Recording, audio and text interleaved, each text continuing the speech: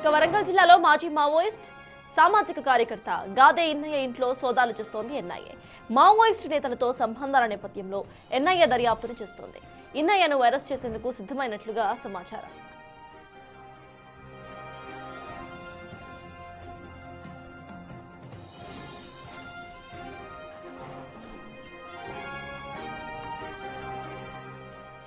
Right, ఇక Maoist ఏరివేత programme లో ప్రెసెంట్ వరంగల్ జిల్లాలో జరుగుతోంది. వరంగల్ జిల్లాలో మాజీ మావోయిస్ట్ సామాజిక కార్యకర్త అయిన గాదే ఇన్నయ్య ఇంట్లో సోదాలు చేస్తోంది ఎన్ఐఏ.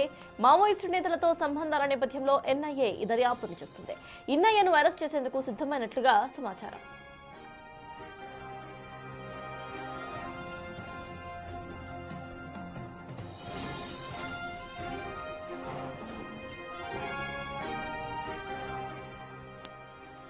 వరంగల్ జిల్లాలో మాజీ మావోయిస్ట్ సామాజిక కార్యకర్త గాదే ఇన్నయ్య ఇంట్లో సోదాలు చేస్తోంది ఎన్ఐఏ. మావోయిస్టు నేతలతో సంబంధాల నేపథ్యంలో ఎన్ఐఏ దర్యాప్తును కొనసాగిస్తోంది. ఇన్నయ్యను అరెస్ట్ కూడా చేయవచ్చు అనే అనుమానాలు కనిపిస్తున్నాయి.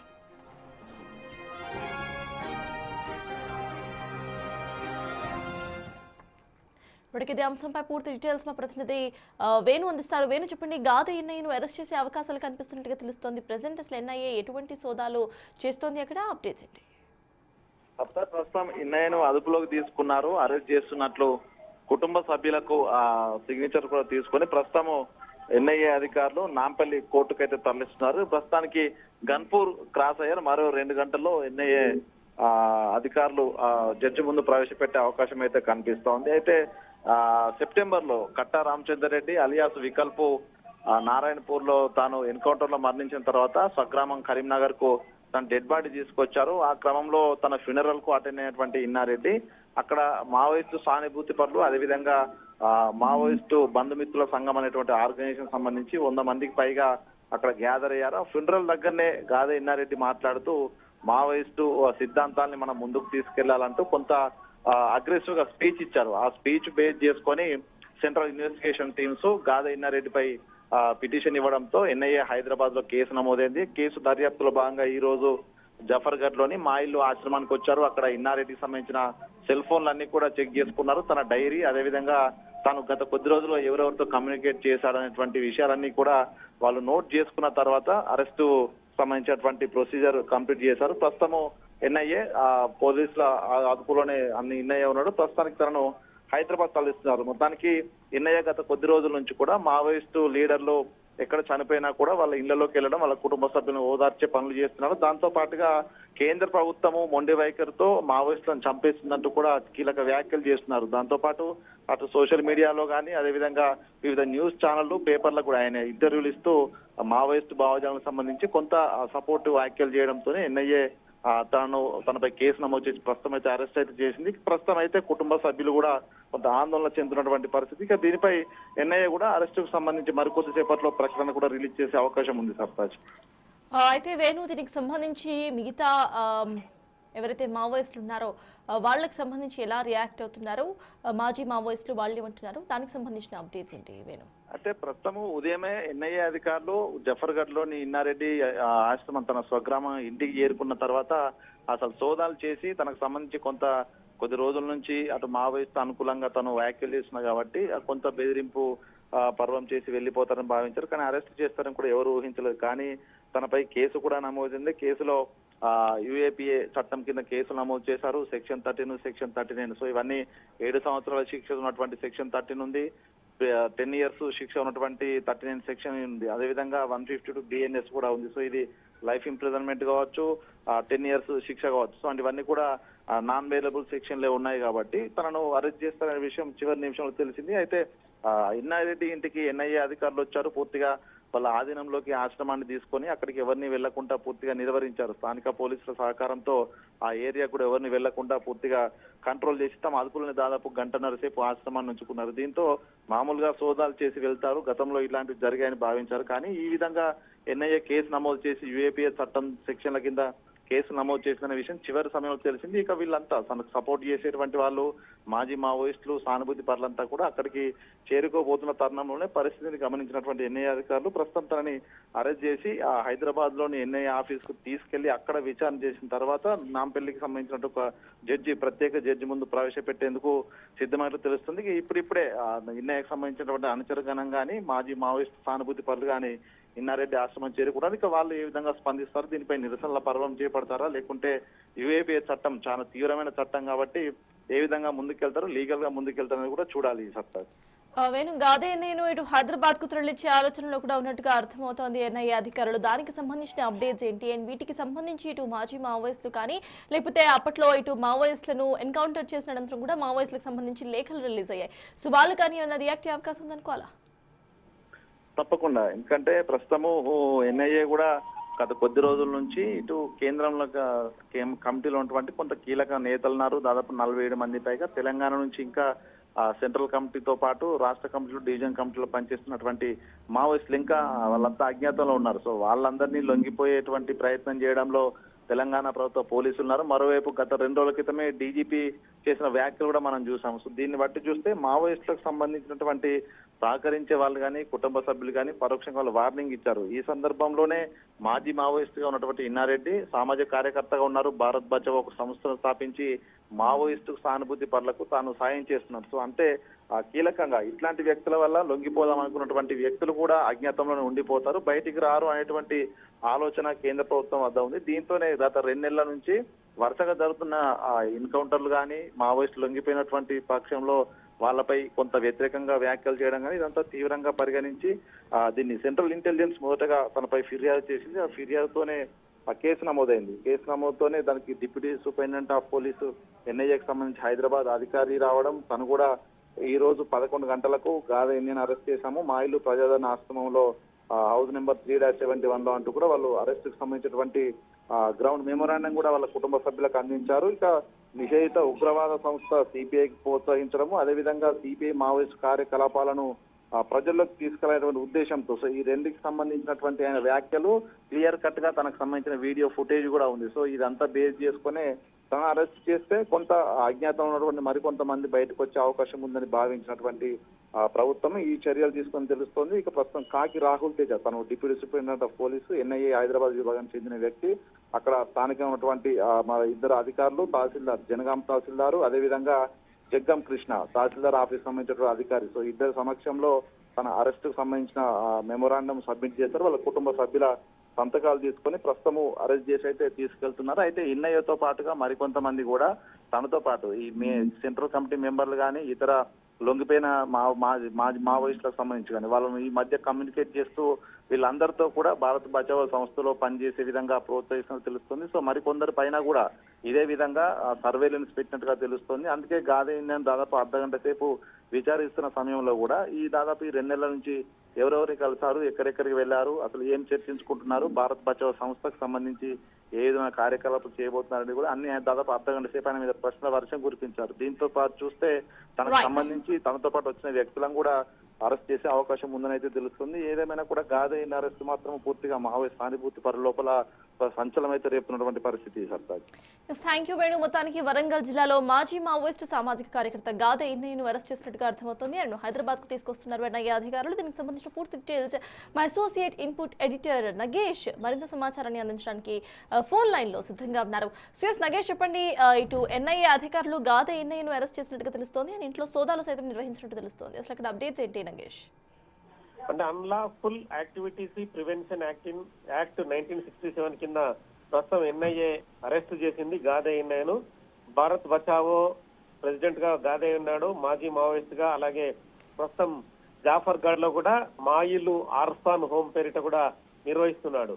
ఈ మధ్య కట్ట రామచందర్ రెడ్డి అంత్యక్రియలకు సంబంధించి, కట్ట రామచంద్ర రెడ్డి ఎన్కౌంటర్ సంబంధించి సిద్దిపేటలో కట్ట రామచందర్ రెడ్డిని హింసించి చంపారని చెప్పి అక్కడ ఆరోపిస్తూ మాట్లాడారు. దాదాపుగా 150 మంది 200 మందిని కూడా తాను గ్యాదర్ చేశాడని చెప్పి ఎన్ఐఏ తన ఎఫ్ఐఆర్ లో పేర్కొంది. అలాగే ఇక్కడ ప్రస్తుతం ఇడ్మౌరి పూవర్తిలో కూడా అంటే రెచ్చగొట్టే విధంగా, అంటే మావోయిస్టుల ఆల్రెడీ నిషేధిత సంస్థలు ఉన్నారు కానీ వాళ్ళందరినీ కాల్చి అంటే పట్టుకొని కాల్చి చంపుతున్నారని చెప్పి హోంమంత్రి అమిత్ షా పైన ఇష్టం వచ్చిన రీతిలో మాట్లాడారని చెప్పి కూడా ప్రస్తుతం గాదే ఇన్నయ్యకు సంబంధించి ఈ ఎఫ్ఐఆర్ లో ప్రస్తుతం అయితే నమోదు చేశారు. గత కొద్ది నెలలుగా మావోయిస్ట్ పార్టీకి అనుకూలంగా స్టేట్మెంట్లు ఇస్తున్నాడని చెప్పి గాదే ఇన్నయ్య పైన ప్రస్తుతం అయితే ఎన్ఐఏ ఆరోపణలు చేస్తూ ఉపా చట్టం కింద కేసులు నమోదు చేసింది. కొద్దిసేపటి క్రితమే జాఫర్గఢ్ నుంచి రాగడి తండా విలేజ్ నుంచి హైదరాబాద్ కు ఎన్ఐఏ అయితే తరలిస్తుంది. అంటే ఈ మధ్య కాలంలో జరుగుతున్న వ్యవహారంలో నేషనల్ ఇంటిగ్రిటీని కాపాడకుండా గాదే ఎన్ఐఏ రివర్స్ యాంగిల్లో కేంద్రం పైన పోలీసుల పైన కూడా ఇష్టం వచ్చిన రీతిలో మాట్లాడుతున్నాడని చెప్పి గాదే ఎన్ఐఏ పైన ఆరోపణలు అవన్నీ కూడా యూట్యూబ్ వీడియోలు అలాగే స్టేట్మెంట్లు అన్ని కూడా తమ వద్ద ఉన్నాయని చెప్పి ఎన్ఐఏ చెప్పింది. దాదాపుగా అంటే ఈ వ్యవహారంలో మొత్తం ఓవరాల్ గా ఎక్కడెక్కడైతే మాట్లాడాడో ఆ యూట్యూబ్ వీడియోలన్నిటి ప్రస్తుతం ఎన్ఐఏ సేకరించింది. ప్రస్తుతం హైదరాబాద్ కు తరలించి ఇవాళ ఎన్ఐఏ కోర్టు లేకుండా కనుక రేపు ఉదయం హాజరుపరిచిన తదుపరి జైలుకు తరలించే అవకాశం కనిపిస్తుంది. నిన్న కూడా అల్వాల్లో ఒక స్కూల్ ఫంక్షన్ లో కూడా మంత్రులతో కలిసి గాదే ఎన్ఐఏ హాజరయ్యాడు. నిన్న కూడా అమరవీరులకు సంబంధించి కూడా ఒక ఇల్లు నిర్మాణం జరుగుతుందని చెప్పి ఒక స్టేట్మెంట్ ఇచ్చాడు. కానీ ఇప్పటికే మరి ప్రస్తుతం అయితే ఎన్ఐఏ అయితే అదుపులోకి తీసుకుంది. మరి ఇంకా ఎన్ఐఏ ఎవరితో టచ్ లో ఉన్నాడా, ఇంకా మిగతా ఎవరితో మాట్లాడుతున్నాడా అన్న కోణంలో అయితే దర్యాప్తు జరుగుతుందని చెప్పి ఎన్ఐఏ చెప్తుంది. 2 ఫోన్లు ప్రస్తుతం గాదే ఎన్ఐఏ వద్ద ఉన్నాయి. ఆ గాదే ఎన్ఐఏ 2 ఫోన్లని ఎన్ఐఏ స్వాధీనం చేసుకుంది. అంటే ప్రస్తుతం అయితే యాక్టివిటీలో ఉన్న భాగంగా అంటే గతంలో మాజీ మావోయిస్ట్ గా పనిచేశాడు. తెలంగాణ ఉద్యమంలో కూడా క్రియాశీలక పాత్ర పోషించాడు. సామాజిక కార్యకర్తగా కూడా ప్రస్తుతం గాదే ఉన్నాడు. దాదాపుగా 200 మంది పిల్లల్ని కూడా తల్లిదండ్రుల పిల్లలందరినీ కూడా వాళ్ళందరినీ చేరదీసి జాఫర్గఢ్ లో మా ఇల్లు ఆశ్రమం పేరిట వాళ్ళందరికీ కూడా చదువులు చెప్పిస్తూ వాళ్ళందరినీ లాయర్లుగా కానీ ఎంబీఏ విద్యార్థులుగా మిగతా అన్ని రకాలుగా సామాజిక కోణంలో పిల్లల్ని కూడా తయారు చేస్తున్నాడు. ముఖ్యంగా ఇందులో ఆడపిల్లల సంఖ్య ఎక్కువ. వాళ్ళందరికీ ఎక్కడెక్కడైతే ఊర్లలో ఉన్న పిల్లలు అంటే తండాల్లో కానీ మిగతా ఏరియాలో ఉన్న పిల్లలందరినీ కూడా అంటే వాళ్ళకు కనీసం తినడానికి తినలేని పరిస్థితుల్లో పిల్లలందరినీ చేరదీసి కొంతమంది రాజకీయ నాయకులు కొంతమంది సేవా తత్పరులు ఎవరైతే వ్యాపారవేత్తలు ఉన్నారో వాళ్ళందరి సహకారంతో ప్రస్తుతం అయితే ఆర్ఫనైజ్ హోమ్ ని నడిపిస్తున్నాడు. సో మొత్తం ఇది అయితే కొంచెం ఒక రకంగా సంచలనం కలిగించే అంశం. ఎందుకంటే ఆల్రెడీ సామాజిక కార్యక్రమంలో బిజీగా ఉండి పిల్లలను చేరదీసి వాళ్ళందరినీ కూడా పెంచి పోషిస్తూ దేశానికి ఉపయోగపడే విధంగా కూడా ముందుకెళ్తున్న క్రమంలో మరి గాదే ఎన్ఐఏ అదుపులోకి తీసుకోవడం వాటన్నింటినీ మరి కోర్టులో ప్రొడ్యూస్ చేసే అవకాశం కనిపిస్తుంది. మరి గతంలో కూడా అంటే మావోయిస్టులకు అనుకూలంగా ఉన్నాడని చెప్పి పౌర హక్కుల రైతని ఉపా చట్టం కింద అరెస్టు చేసి వరవరావుని ఇప్పటికీ మహారాష్ట్ర జైల్లో గత కొద్ది సంవత్సరాలుగా ఉంచుతున్నారు. ఇప్పటికీ బెయిల్ రాలేదు. సాయిబాబా కూడా ఉపా చట్టం కింద అరెస్ట్ అయ్యి కొన్ని సంవత్సరాలు జైల్లో ఉండి మొన్న ఈ మధ్య కాలంలో జైలు నుంచి బయటకు వచ్చిన తర్వాత తీవ్ర అనారోగ్యం పాలై మృతి చెందిన పరిస్థితి. అంటే నేషనల్ ఇంటిగ్రిటీ అనేది పోలీసులు చెప్తున్నారు. కానీ తాము బయట ఉండి దీనికి సంబంధించి అంటే గతంలో వీళ్ళకి మావోయిస్టు భావజాలం ఉండడం అనేది కూడా వాళ్ళని మాట్లాడే విధంగా ముందుకు తీసుకెళ్తుందనేది చెప్పొచ్చు. ఈ క్రమంలో భావజాలాన్ని వ్యాప్తి చేస్తున్నాడు. ఇప్పటికే ఆపరేషన్ కగార్ అనేది కొనసాగుతున్న క్రమంలో వీళ్ళందరూ రెచ్చగొట్టే విధంగా వ్యాఖ్యలు చేయడం వల్ల అర్బన్ నక్సలైట్లు తయారయ్యే అవకాశం ఉందని చెప్పి ప్రభుత్వాలు ఆరోపిస్తున్నాయి. ఈ క్రమంలోనే ఎన్ఐఏనైతే అరెస్టు చేశారు. దీన్నైతే ప్రజా సంఘాలు కానీ పౌర హక్కుల నేతలు అయితే తీవ్రంగా ఖండిస్తున్నారు. కానీ భారీ పకడ్బందీ భద్రత మధ్య ఎన్ఐఏను ప్రస్తుతం హైదరాబాద్ కి అయితే తరలిస్తున్నారు. ఎన్ఐఏ కూడా ఇక్కడ ఈ ఎమ్మెల్యే క్వార్టర్స్ లోని అంటే ఆదర్శ ఎమ్మెల్యే క్వార్టర్స్ లో కూడా ఒక తన క్వార్టర్ ని గతంలో ఉన్న ఎమ్మెల్సీగా ఉన్న వాళ్ళు కేటాయింపు జరిపారు. అక్కడ కూడా కొంతమంది పిల్లల నుంచి హైదరాబాద్ లో కూడా వాళ్ళందరూ పెంచి పోషిస్తున్నారు. ఈ క్రమంలో ప్రస్తుతం అయితే ఇక్కడికైతే హైదరాబాద్ కి అయితే తీసుకొస్తున్నారు. ఎన్ఐఏ దగ్గర ఉంచిన తర్వాత మళ్ళీ విచారించిన తర్వాత ఆ తదుపరి స్టేట్మెంట్ ని కోర్టుకు సమర్పించే అవకాశం కనిపిస్తోంది. అవసరమైతే ఆ ఎన్ఐఏను మళ్ళీ కస్టడీకి తీసుకొని విచారించే అవకాశం కూడా కనిపిస్తుంది. హైదరాబాద్ కు తరలించిన తర్వాత నెక్స్ట్ స్టెప్ ఏం చేయాలనేది కూడా ఎన్ఐఏ తదుపరి నిర్ణయం తీసుకునే అవకాశం కనిపిస్తుంది. ఒకవేళ ఇవాళ కనుక జడ్జి సమయం ఇస్తే ఇవాళనే న్యాయమూర్తి ముందు హాజరుపరిచి అవసరమైతే చెళ్లపల్లి జైలుకు తరలించే అవకాశం కూడా కనిపిస్తుంది. అయితే నగేష్, గాదే ఎన్ఐఏ అనంతరం కూడా ఇంకెవరినైనా అరెస్ట్ చేసే అవకాశాలు ఉన్నాయనుకోవచ్చు. ఆ రీసెంట్ ట్రెండ్స్ ప్రకారం మీరేమంటారు? At the same time Gade ఎన్ఐఏకు సంబంధించి ఇంట్రోగేషన్ ఎలా జరుగుతుంది అనుకోవాలి? అంటే ముఖ్యంగా మావోయిస్టు ఏదైతే తను మాట్లాడే మాటలు మావోయిస్టులకు అనుకూలంగానే మాట్లాడుతున్నాడు. కేంద్ర హోంమంత్రి అమిత్ షాకు వ్యతిరేకంగా మాట్లాడమే గాదే ఎన్ఐఏ ప్రస్తుతం చేసినామని అంటే 200 మంది అనాథ పిల్లలకు ఆశ్రయం కల్పిస్తున్నా కూడా మావోయిస్టులతో సంబంధాలు ఉన్న ఆరోపణలు ప్రస్తుతం అయితే గాదే ఇన్నయ్య పైన ఉన్నాయి కాబట్టి గాదే ఇన్నయ్య అరెస్ట్ అయ్యారు. అంటే గాదే ఇన్నయ్యకు సంబంధించిన చుట్టుపక్కల వ్యక్తుల్ని కూడా ఖచ్చితంగా విచారించే అవకాశం కనిపిస్తుంది. గాదే ఇన్నయ్య ఎవరితో టచ్ లో ఉన్నారు, ఎవరెవరితో మాట్లాడుతున్నారన్న కోణాన్ని కూడా ఖచ్చితంగా చూస్తారు. అంటే ఇన్వెస్టిగేషన్ లో భాగంగా ఇవన్నీ జరుగుతూ ఉంటాయి. ఈ మధ్య కాలంలో రెగ్యులర్ గా యూట్యూబ్ ఛానళ్లలో కానీ మెయిన్ స్ట్రీమ్ మీడియాలలో కూడా కంటిన్యూగా గాదే ఇన్నయ్య ప్రతిసారి ఇంటర్వ్యూలు ఇస్తున్నాడు. అంటే ముఖ్యంగా మావోయిస్టులకు సంబంధించి అంటే ఈ మధ్య జరుగుతున్న ఎన్కౌంటర్లు అంటే బసవరాజు ఎన్కౌంటర్ మావోయిస్ట్ చీఫ్ గానీ, తదుపరి మోడెం బాలకృష్ణ గానీ, నెక్స్ట్ లెవెల్ లో జరిగిన హిట్మా ఎన్కౌంటర్ ని కూడా కొంత తను సీరియస్ గానే తీసుకొని మాట్లాడుతున్నాడు. హిట్మాకు సంబంధించి పువర్తికి కూడా కొంతమంది మీడియా ప్రతినిధులతో కూడా తను అటెండ్ అయ్యి అక్కడ కూడా రెచ్చగొట్టే విధంగా మాట్లాడాడనేది ప్రస్తుతం విన్నాయి ఆరోపణలు. ఎందుకంటే అక్కడి వీడియో ఫుటేజ్లన్నింటినీ కూడా సేకరించారు. ఎందుకంటే హిట్మా చనిపోయిన స్థలం, అతన్ని అంత్యక్రియలు నిర్వహించిన స్థలంలో కావచ్చు, హిట్మా సొంత ఊరు పువర్తి, అలాగే హిట్మాకు సంబంధించిన వాళ్ళ మదర్ ఉన్న ప్లేసుల్లో కూడా అక్కడ కూడా మాట్లాడడం, ఇవన్నీ కూడా ప్రస్తుతం అయితే ఎన్ఐఏ పరిగణలోకి తీసుకుని ఆ యూట్యూబ్ వీడియోలన్నింటినీ కూడా జోడించిన తర్వాతనే ఒక 3 పేజీల ఎఫ్ఐఆర్ ను తయారు చేసిన ఎన్ఐఏ ప్రస్తుతం అయితే అదుపులోకి తీసుకొని అరెస్ట్ అని చెప్పి ప్రకటించింది. నెక్స్ట్ కోర్టులో హాజరుపరిచిన తర్వాత మరి గాదే ఇన్నయ్య కూడా పౌర హక్కుల సంఘం నుంచి చాలా మంది అంటే చిక్కుడు ప్రభాకర్ కానీ కొంతమంది లాయర్లు అయితే ప్రస్తుతం ఉన్నారు. వాళ్ళు కూడా గాదే ఇన్నయ్యకు సపోర్ట్ గా, ఎందుకంటే యూట్యూబ్ వీడియోలనే ప్రామాణికంగా తీసుకొని ఎట్లా అరెస్ట్ చేస్తారని చెప్పి కూడా వాళ్ళు వ్యతిరేకించే అవకాశం కనిపిస్తుంది. ఎందుకంటే యూట్యూబ్ వీడియోలలో చాలా మంది వ్యక్తులు తమ భావాన్ని వ్యక్తపరుస్తుంటారు, అవన్నీ ప్రామాణికం కావాలని చెప్పి వాళ్ళు చెప్పే అవకాశం కనిపిస్తుంది. కానీ at the same time NIA కూడా యూట్యూబ్ వీడియోల ద్వారా కానీ స్టేట్మెంట్ల ద్వారా కూడా గాదే ఇన్నయ్య ఇప్పటికీ మావోయిస్టు ప్రాబల్యాన్ని పెంచే విధంగా, మావోయిస్టు భావజాలాన్ని అంటే రెచ్చగొట్టే విధంగా ఇప్పటికీ యూనివర్సిటీలలో విద్యార్థులు కొంతమంది అర్బన్ నక్సలైట్లుగా ఉన్నారు, వాళ్ళందరినీ మావోయిస్టులకు తయారు చేయడానికి ప్రయత్నిస్తున్న కోణాన్ని వాళ్ళు ఖచ్చితంగా కోర్టులో చూపెట్టే అవకాశం కనిపిస్తుంది.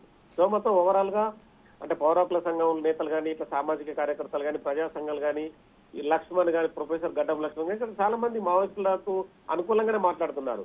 అంటే ఇది ఒక రకంగా మిగతా పౌర హక్కుల సంఘం నేతలు కానీ, ప్రజా సంఘాలు కానీ కొంతవరకు బ్రేక్ చేసే విధంగానే ఎన్ఐఏ స్టెప్ వేసిందని చెప్పి ప్రజా సంఘాలు ఆరోపిస్తున్నాయి. అంటే చాలా మందిని నోరు నొక్కే విధంగా వాళ్ళందరినీ మాట్లాడకుండా చేయడమే పోలీసుల పని చెప్పి వాళ్ళందరూ ఆరోపిస్తున్నారు. సో ఆరోపణలు ప్రత్యారోపణల మధ్య మాత్రం గాదే ఇన్నయ్య మాత్రం ప్రస్తుతం అయితే అరెస్ట్ అయ్యాడు. తెలంగాణ ఉద్యమానికి సంబంధించి కూడా గాదే ఇన్నయ్య చాలా ఎఫర్ట్ ని పెట్టారు. ఎందుకంటే తెలంగాణ ఉద్యమంలో మాజీ ముఖ్యమంత్రి కేసీఆర్ తో తాను గాదే ఇన్నయ్య కావచ్చు, ఇంకా కొంతమంది వ్యక్తులు కావచ్చు, వాళ్ళందరితో తెలంగాణ రావడం కోసం చాలా ప్రయత్నాలు చేశాడు. గాదే ఇన్నయ్య పేరు కూడా ప్రముఖంగా వినిపిస్తుంటుంది. ఎందుకంటే గతంలో కూడా తెలంగాణ రాష్ట్ర సమితిగా ఉన్న పార్టీ గాదే ఇన్నయ్యను కూడా రాజకీయ నేతను చేయడానికి ప్రయత్నించింది. కానీ అప్పుడు గాదే ఇన్నయ్య తను ఒప్పుకోలేదు. అంటే కేవలం తాను సామాజిక కార్యకర్తగానే భారత్ బచావో ప్రెసిడెంట్ గానే ఉంటారని చెప్పి ఖరాఖండిగా చెప్పారు. ఈ క్రమంలోనే గాదే ఇన్నయ్య అదే కోణాన్ని కంటిన్యూ చేస్తున్నారు. కానీ గాదే ఇన్నయ్య సేవా కార్యక్రమాల్లో ఒక పిల్లల్ని, అనాథ పిల్లల్ని పెంచి పోషిస్తూ వాళ్ళందరినీ ప్రస్తుతం అయితే సాకుతున్నాడు. కాబట్టి గాదే ఇన్నయ్య అరెస్టు తర్వాత వాళ్ళందరి పరిస్థితి ఎట్లా ఉంటుందని కూడా చాలా మంది ఆందోళన వ్యక్తం చేస్తున్నారు.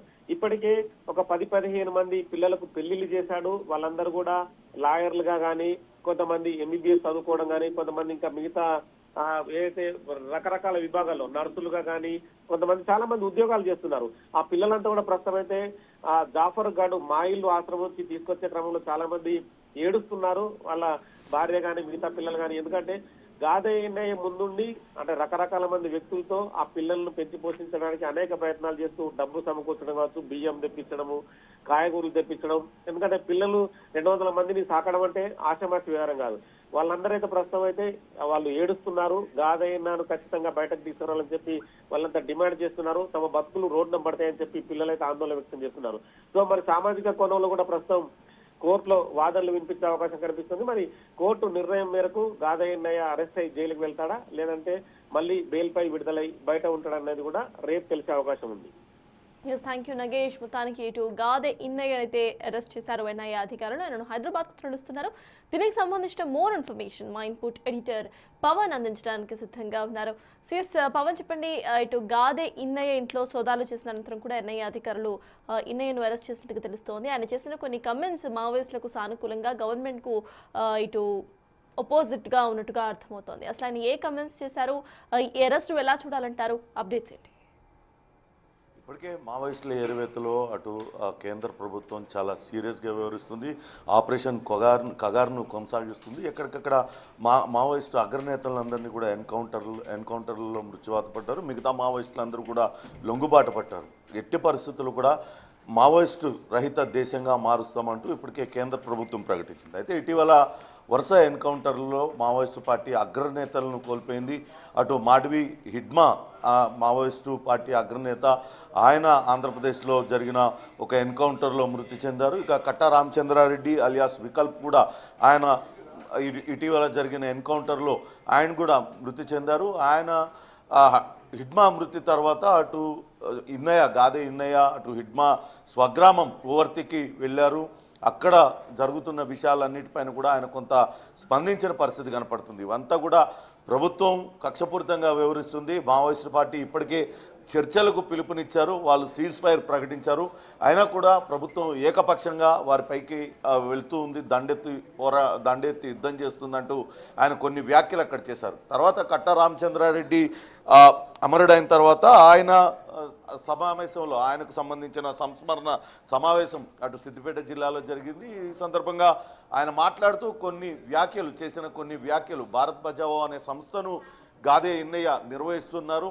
అలానే అమరవీరుల బంధుమిత్రుల కమిటీలో కూడా ఆయన సభ్యులుగా ఉన్నారు. అమరవీరుల బంధుమిత్రుల కమిటీ ఏర్పాటు చేసిన ఒక కార్యక్రమంలో అటు కట్టా రామచంద్రారెడ్డి అలియాస్ వికల్ప్ ఎన్కౌంటర్ బూటకం, అతన్ని తీసుకెళ్లి చిత్రహింసలకు గురిచేసి భద్రతా దళాలు కాల్చి చంపాయి అంటూ కేంద్రం పైన పరుష పదజాలంతో ఆయన మాట్లాడారు. దీనిపైనే ప్రస్తుతం కేసు అయితే నమోదైంది. దీనిపైన కంప్లైంట్ ఇచ్చిన వ్యక్తి అటు కంప్లైంట్ ఇచ్చారు. దీనిపైన కేసు కూడా మృత్యుంజయ్ అబూది అనే వ్యక్తి ఇచ్చిన కంప్లైంట్ మేరకు ఒక ఎఫ్ఐఆర్ చేయడం జరిగింది. ఎన్ఐఏ ఒక కేసు నమోదు చేసింది.